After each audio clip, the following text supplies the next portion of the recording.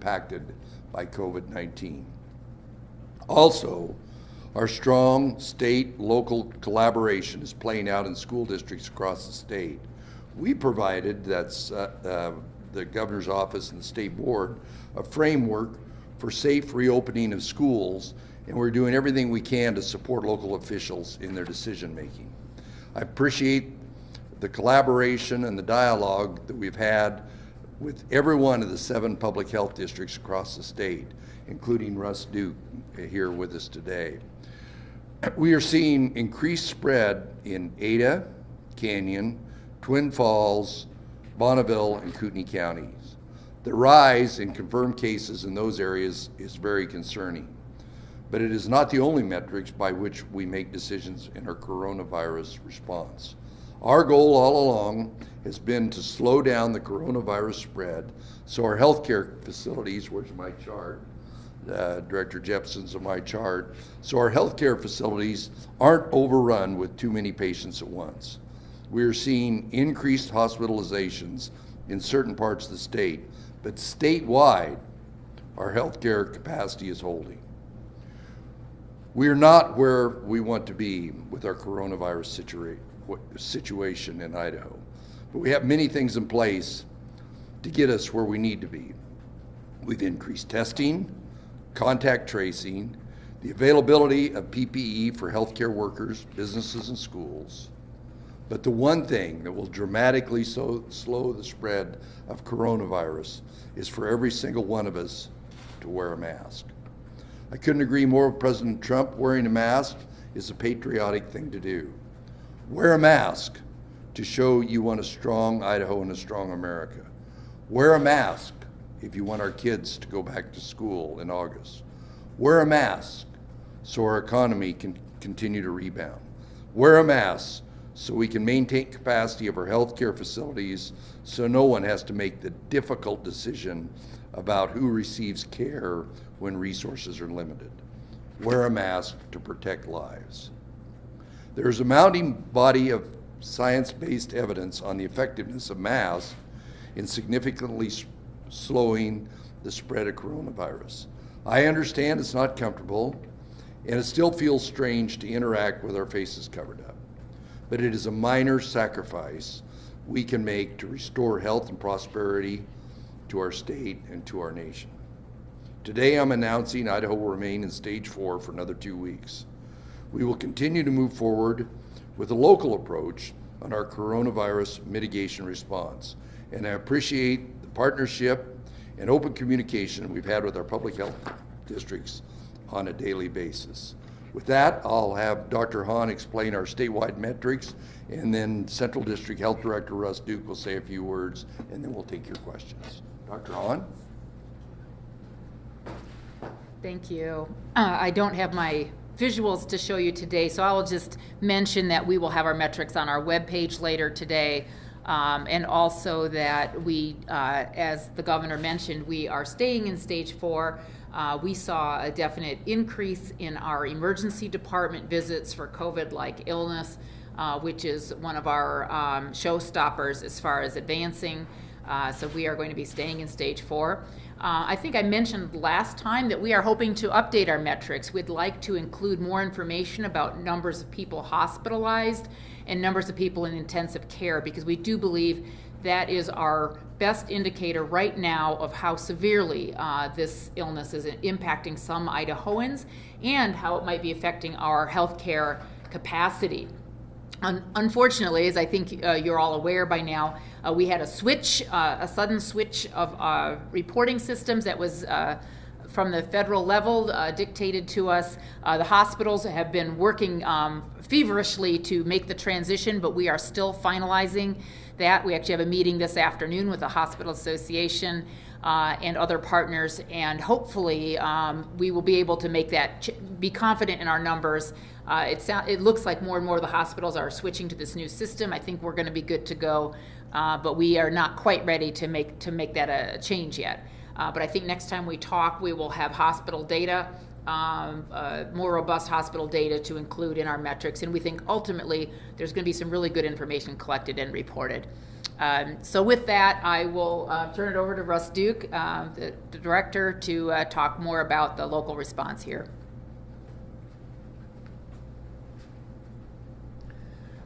Well, good morning, and thank you, Dr. Hahn. Thank you, Governor.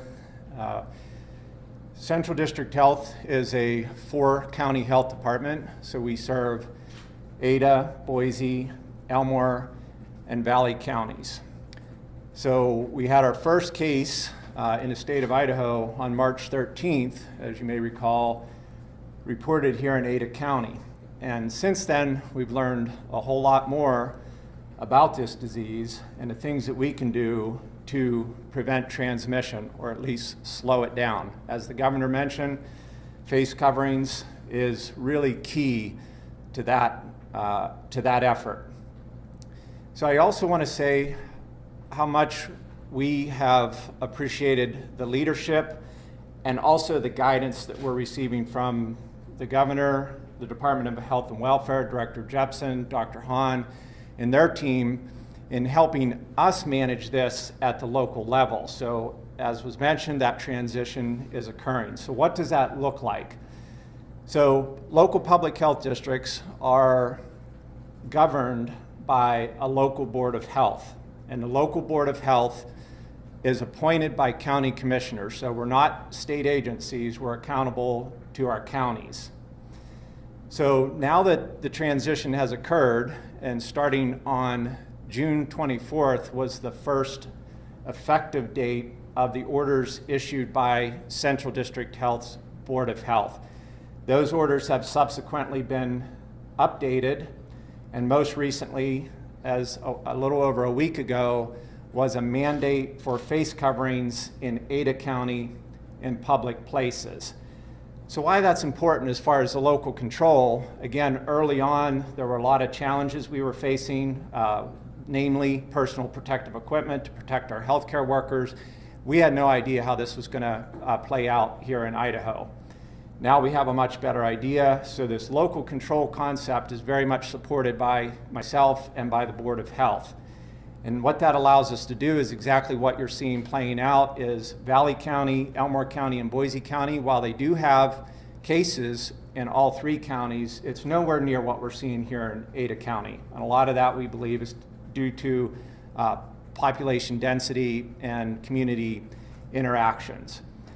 I also want to say that the board is not doing this essentially in isolation. We have a very public process. We accept comments from the public basically throughout the week with a cadence now of weekly board meetings. Our boards had typically met 7 times a year.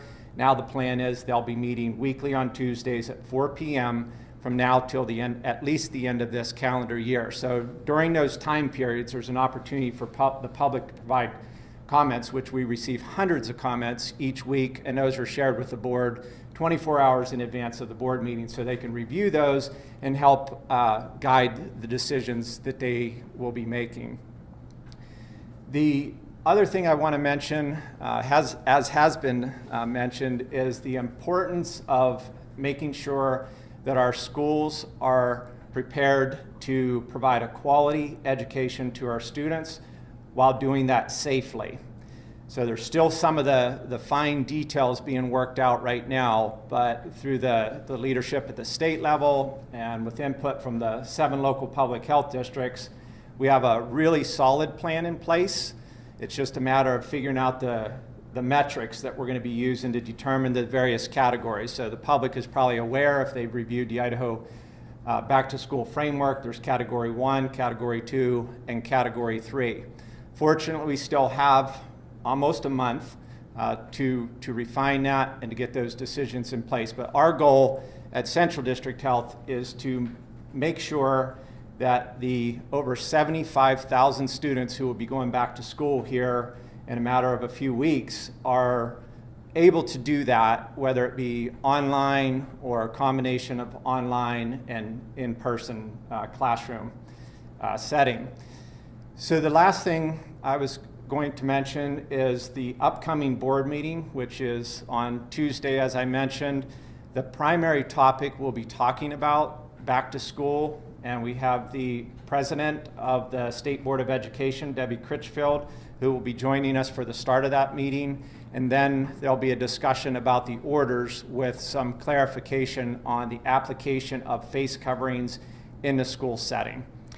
So again, really appreciate what I'm seeing in the community here in Ada County, as well as our neighboring counties. We're starting to see a lot more compliance with face coverings, and that's a really good indicator, because bottom line, I get it. It's not super comfortable to wear face coverings. It's different than where we were certainly 5-6 months ago. But I feel like it's absolutely essential if we're going to continue to manage this disease and maintain some normalcy to how we prefer to live in this great country and in this great state. So with that, I'll be happy to answer questions along with the governor and Dr. Hahn.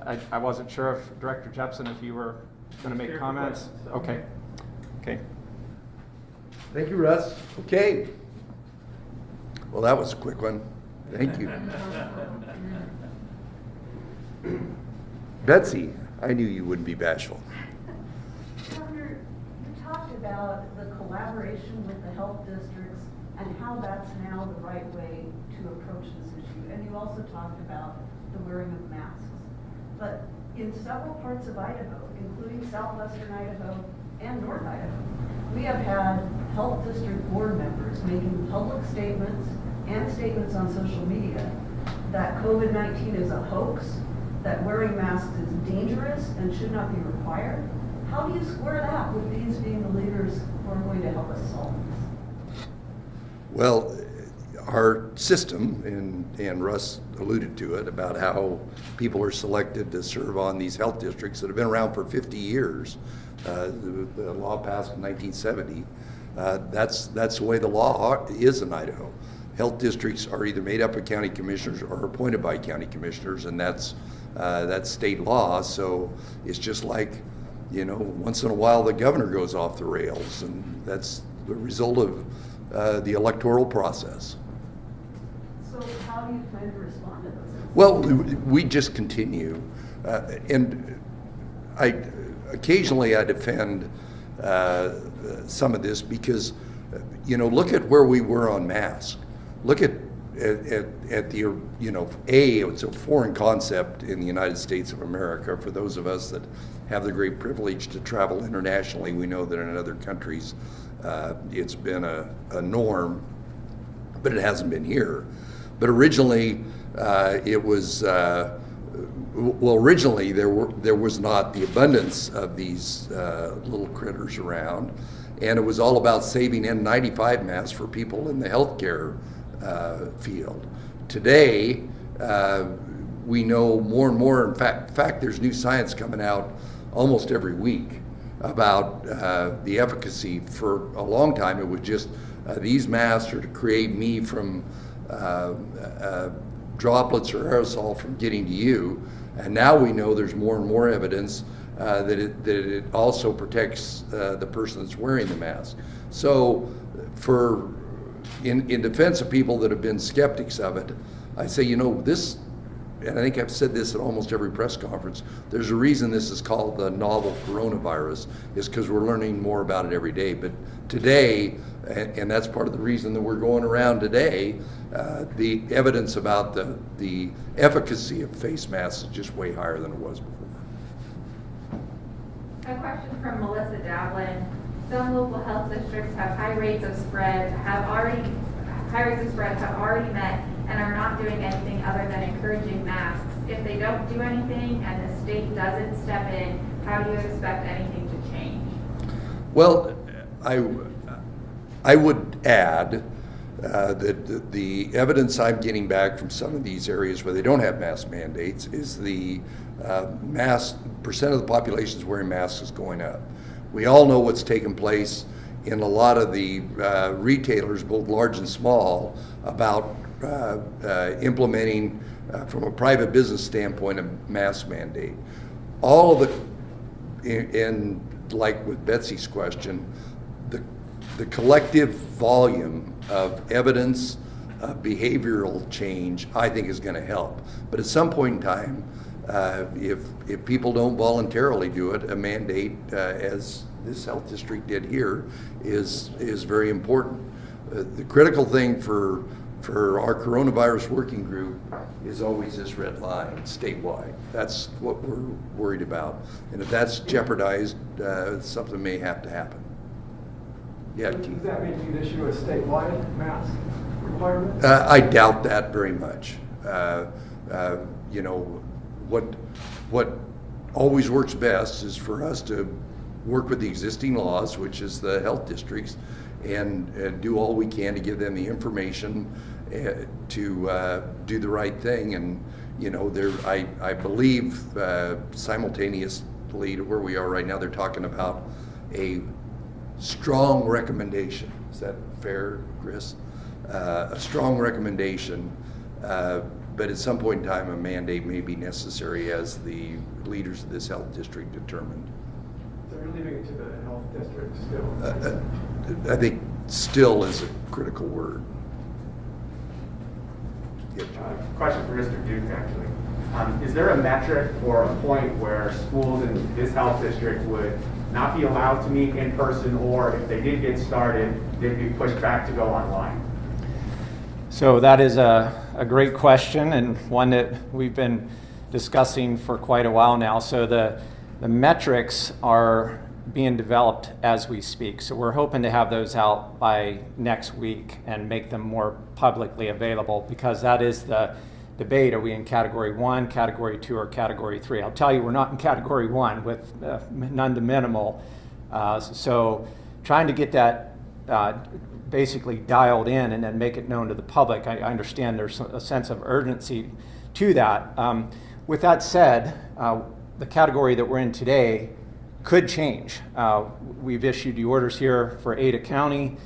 I wouldn't say we're seeing a decline in cases, but it certainly did not continue to rise as it was before the initial orders were issued back on June 24th. So I'm encouraged by that. I'm hopeful over the next few weeks we'll see the impact of the face covering mandate. And again, that's my plea to the public is this is a really big deal with school starting in just less than a month from now. And anything that we can do to help drive down those numbers and get kids back to school is what our main objective is. Governor, I got 4 questions from Scott Logan. His limit's 3, but we'll see. All right, I'll let him know. So the Labor Department director apparently told him the backlog of claims is all caught up. Does that mean the worst is over, and what's the next challenge? Oh, thank you. Yes, the worst is way over. There's always a backlog. And as we've seen, you know, something that didn't even exist 5 years ago are all these cyber invasions of people on the dark web that go out and find the personal identification of people in Idaho and try and make false claims. There's federal law and there's state law, and our state laws are very, very strict. And that was part of the delay in us getting that out, as I've said over and over, you know, it was not satisfactory to us at all to have these big delays. But to burn through that 46,000 claim backlog, and now we've got, you know, 600, but a lot of those are very complicated, and we think some of them are probably fraudulent. There were 9,000 that were originally flagged as being possibly fraudulent. We've made some more changes, and we're in a way better place than we were before. Okay, next question. Scott says he still hears from people unable to get in touch with anybody at the Labor Department even since March. That can't be right.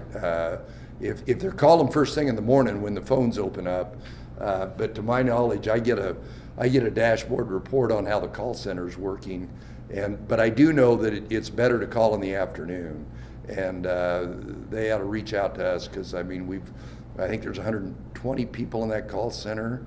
Marissa, does that sound right to you? I think there's 120 people in that call center, and the intent was to be able to handle all those. Is there a timeline for when the brick and mortar labor offices will be back open? Well, we closed a lot of the brick and mortar labor offices prior to this. And in fact, a lot of the brick and mortar were just exactly what you said, brick and mortar. All the applications had to be online. What we may do, because we pulled a lot of them in to handle these claims, is we may get them out doing what they were doing before and going to remote areas, whether it's a library or courthouse or to help people. We've always done that. We've always sent a strike team into an area if we have a major employer lay people off, and we may do that. Hopefully we won't have any of those major layoffs, but there's nothing to preclude that from happening. Our goal was to get that backlog caught up, and we did. Okay, last question. Apparently federal aid for small businesses, including farms, is going to be running out here. Is the state keeping an eye on that and thinking about stepping up and helping? Well, our CARES Act, my coronavirus advisory group has looked at some of those programs. As you all well know, there's a lot of big discussions going on in Washington. When we were back there last week, we had conversations with Treasury and some of the members of the delegation. I think those business programs are going to be probably in that next program that's out there. I was on a call with the national governors yesterday. We know there's a significant amount of money that's going to be available for education in the new bill. Congress does what Congress does, but we're sensitive to it. We've got some agricultural entities that are doing great. There's others that have really been stressed, particularly if what the products that they provide go into the white tablecloth industry, that they're in really tough shape. But some of the other ones, the dairy industry, which started out this pandemic really handicapped, we've got record high cheese prices today, so they're doing much better. Yes? I have a question for Dr. Hahn, actually. Good. Dr. Hahn, when we get the new data from the hospitals, how will it change the criteria that Idaho has to meet to move stages or even schools? And then also will high flow oxygen be one of those new criteria? Yeah, so we have to see the new data first to make sure that we understand our numbers. We understand with the new system, and again, I'll learn more about it today, but we're actually going to get more information than we were getting in the old system to our understanding. For example, we've been told that we might actually get information about how many staff are out at the hospitals, like out, not able to work, either they're sick or they're in isolation. So we don't know yet how we're going to incorporate those. We want to see them and see the quality of it, make sure that it's good data that we can count on, and then we'll decide how to include them and how it might change our actions. So I don't have an answer quite today yet for that. And I'm sorry, you asked me something else. It's about high flow oxygen. Oh, about high flow oxygen, yeah. So to my knowledge, and again, I'll know more today, but I don't believe we're collecting information on use of high flow oxygen from the hospitals, to my knowledge. We still are collecting the ventilator data, which, ventilators are not as important as they were at the beginning of this, but we still do have plenty of folks going on ventilators. But I'll look into and see what else we're collecting that's new, and we will certainly incorporate anything that we think, especially something that might be something we could run out of, right? Because we want to watch and make sure if there's something that's in short supply. Our antiviral remdesivir is another thing we have not been formally tracking. But our sufficient supply of antivirals could be another thing we might include. And then do you just have a comment on now hospitals saying they don't want people to go to the emergency departments to get tested? Yeah, so that is a great reminder. I mentioned that we are seeing more people in our emergency departments due to COVID-like illness, but I know that the hospitals are asking people, if possible, not to go to the emergency department if they're sick with COVID-like symptoms, to call ahead. Many of them have alternate screening sites and testing sites to try to keep the emergency departments, as safe as possible. On the other hand, we don't want severely ill people to stay away either and to stay home. We want them to come and get care if they need it. Yeah. Dr. Hahn and Dave were talking when we came in about our chart, and actually that line of question was very appropriate. Our goal from the very beginning has been this line, but what's happened is as the science has evolved, as our PPE inventory has gone up, as other things have happened, what determines whether we have anybody that can't get care has changed. And I know for those of you that live and die by the statistics that come out at 5:01 every day, our goal is to take and aggregate all that data to make sure that we've got that healthcare capacity. And it will change, and I know it's frustrating if you're watching one number and then the number changes. But I just want to remind everybody and assure everybody that the coronavirus working group that both Dave and Dr. Hahn serve on, our goal is to make sure that we don't have anybody above that red line. And so it's changed as your questioning reflected. A question from Kevin from Idaho Ed News. You mentioned the concerning spread of coronavirus in Ada, Canyon, Kootenai, Twin Falls, and Bonneville counties. Could schools in these communities safely reopen at this current rate of coronavirus spread? Well, I think the answer is it depends. It depends upon what's taking place. You know, Russ just alluded to the fact that, you know, the mask mandate here or the use of masks voluntarily in a lot of those other areas, you know, every time these numbers go up, the public gets more aware of it. When the public gets more aware of it, those big super spreader events go down. People on their own initiative do the right thing, as we do, as we spend our time talking to you to try and encourage people to do the right thing. So I just can't say. There's a number that's out there. We want the default for kids to be in school, but at some point in time, if A, parents aren't comfortable sending their kids to school, B, educators aren't comfortable going. But I will remind you that there's brand new evidence just came out in the last literally 10 days, some of it in a McKinstry report, some of it was research out of Europe and Korea, that these young kids under 10, the transmissibility from them and the effect on them is much lower. So I'll spend some time talking to the state board about how do we take some of that new evidence and say maybe these older kids where we think there's a lot more transmission, we'll roll them back, and the younger kids who really need particularly the help in reading and some of those other fundamentals will be in school. So those are all things that are in play given the continued advancement in what we know about the coronavirus. I have one for you, Governor.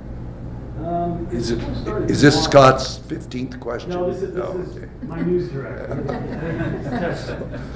Okay, so if school started tomorrow, we would be sending kids back, we would be playing sports based on where we're at right now. Well, the state board has deferred to the state high school athletic association to make those determinations. One of the things, the last document I read from them, it depends upon the sport. You know, wrestling is different than cross country. Just figure that one out. It shouldn't be any surprise. So, you know, the High School Athletic Association, the districts, and the administrators are all working on what sports, given where they are, and that's, I think that's the policy that's out there right now, and I think that's going to take place on sports. What would have to happen for the state to mandate masks? I think I said, I know I said last time, never say never, never say always, but we've still got 2 counties with no confirmed cases, and we've got a lot of counties where there's 0 positivity in the testing. So if we had to have a statewide mask mandate, it would be, you know, it would be what it's been all along, a real risk of this taking place statewide. Governor, a question from James Dawson with Boise State Public Radio. He says, Governor, I think it's fair to say a lot of Idahoans are skeptical of the government. How do you convince people about the science of face coverings or the safety of a vaccine if and when it's available in the face of such mistrust regardless of facts? Oh, so profound. The people in Idaho are skeptical of government. And I mean, it's a higher burden on the health districts It's a high, you know, if these health districts are determined by their local county commissioners that people know, they see, they talk to. I was on a call yesterday with all the House and Senate members. We were on a call yesterday with the hospitals. We have conversations with the cities, with the tribes, with the, you know, we just continue to outreach. I get that. James's point about the skepticism in Idaho is very high. So it just is a bigger burden on us that have been given the great honor to be in leadership, that we have to work harder to get the message out. Last week there was a White House report that got out. It's been called the Red Zone Report. Idaho is in one of these red zones. First, do you have any conversations about that report when you were in Washington last week? And second, what do you make of the report and suggestions or recommendations that Idaho should roll some regulations back? Well, I mean, I think that's, you just heard Russ Duke talk about what's taken place. You know, the Vice President's Coronavirus Working Group that we were on Dave and I were on a call with Monday. We're constant communications. Dr. Hahn, how often do you have a call? Daily or with the, you know, we're constantly looking at these numbers, and we're trying to refine these numbers as best we can. I know a couple of the classifications are by surface area, and I can tell you the surface area of Hawaii County is a lot different than the surface area of Boston and Massachusetts. If you've got a 15% positivity in Boston, you got a 15% positivity in Hawaii County when it shows up on the map. It may look like a great big red blob, but there's a block in Boston that has the same population as all of Hawaii County. And there's a little more distancing. Yes? Governor, what exactly would trigger, you know, the state considering or actually going back to stage 3 or maybe stay-at-home orders? What exactly would have to happen for that to even be considered or even implemented? Well, I won't turn around this time. I'll just refer to the graph right behind me. Is always going to be an indicator, but you know, I think if we were going to do something, I think it would look different. You know, what we know about this coronavirus continues to change, that the standards we used for our 4-stage opening originally, that as we learn more about the coronavirus, some things that were in one might move down, and then we have all those, I don't know, how many pages of guidance do we have? Many.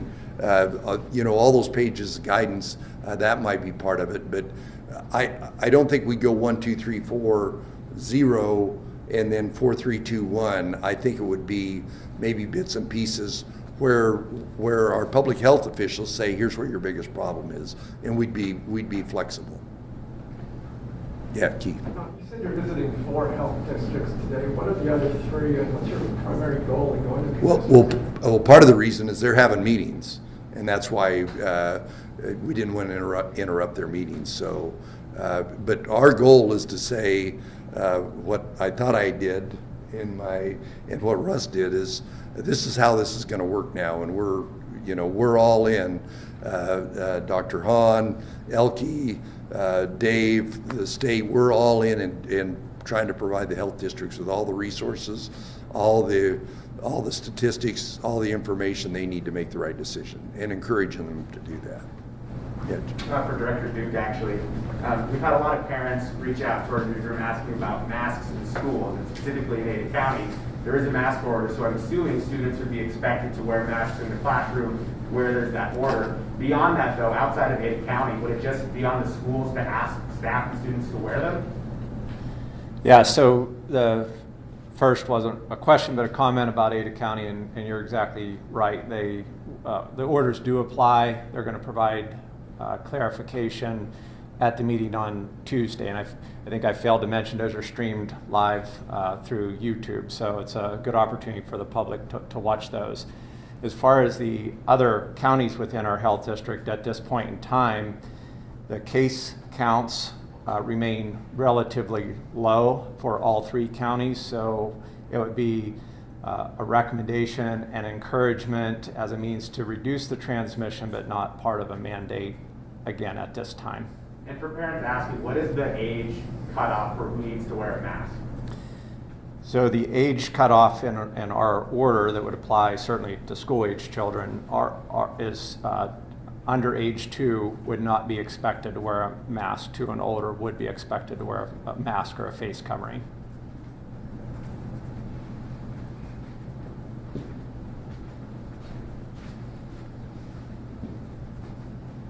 Okay. All right, thank you very much.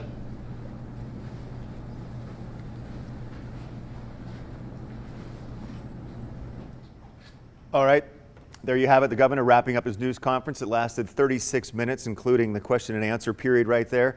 Once again, the big news coming out of this is that he has decided to extend the stage 4 situation in the reopening plan another 2 weeks at least.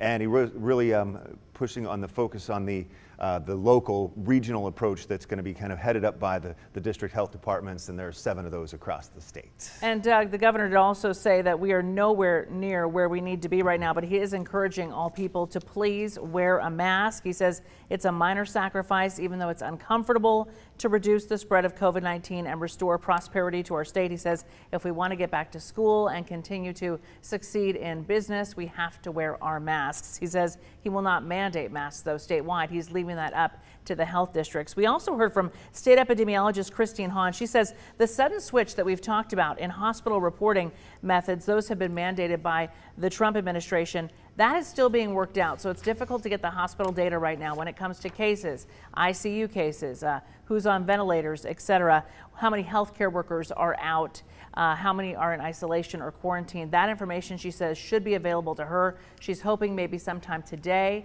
but we should get more of those hospitalization facts soon, and when we do, she's going to report them to us. But right now, there's kind of a lag there because of what's happening with the change in hospital reporting methods.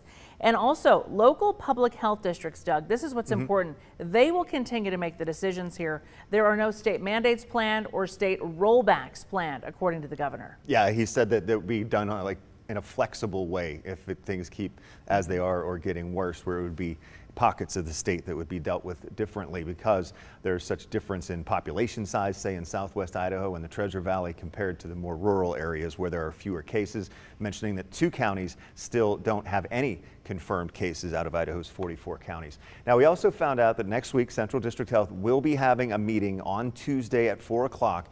They're going to be talking about what going back to school will look like this fall. Governor Little also says that aid for schools will be a part of the next coronavirus aid bill from the government. They're still working on that in Washington, D.C., as we've been reporting, and so there's no details specifically on that. Also, from Central District Health Director Russ Duke, we do want to mention that he said that the mask mandate in Ada County, if schools were to open today, the kids would have to wear masks. And all school-age kids. It said it starts at 2 years old and up, so what, kindergartners are 5 or 6 years old. And so all students, teachers, staff would have to wear masks under the Ada County mask mandate. Now, it does not apply to the other 3 counties in the Central District Health area, which are Elmore, Boise, and Valley counties. But right now, Ada County school kids would have to wear those masks when they go back to class coming up in, well, a few weeks from now. We'll find out more on Tuesday, as Director Duke said that they are still working out the fine metrics about what the reopening plans will be and the guidance on that.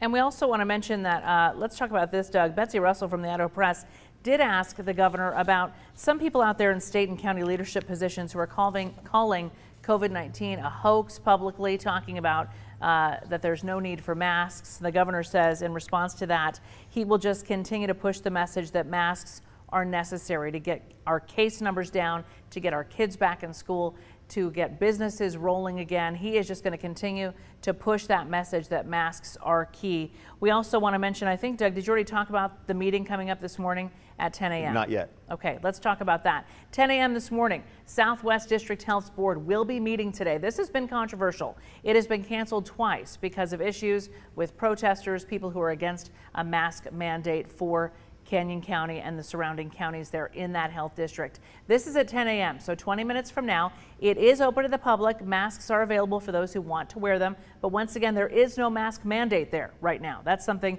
they'll be talking about today. We're going to carry this for you live on ktvb.com this morning at 10 a.m. So if you'd like to tune in, go to our website. You can watch it there, Doug. Yeah, that's coming up at 10 o'clock, and we'll be airing that, as you said, on our website. And one other thing I want to talk about with Russ Duke, and the director of Central District Health. He mentioned that the health boards typically meet 7 times a year.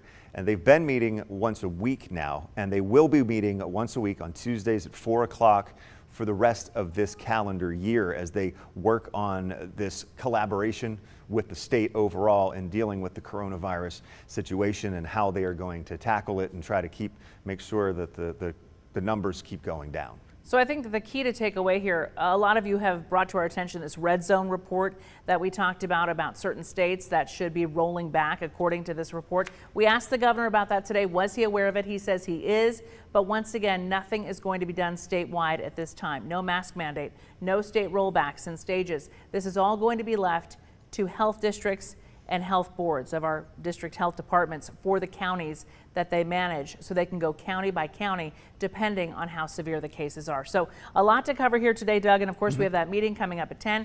Then you'll be here for the news at noon. That's right, and we'll have more coverage on that. You heard Joe Paris there asking questions at the news conference, and we'll hear from him coming up today on the news at noon as well. So thank you for joining us for this. Again, in about 20 minutes, the Southwest District Health meeting starts on ktvb.com.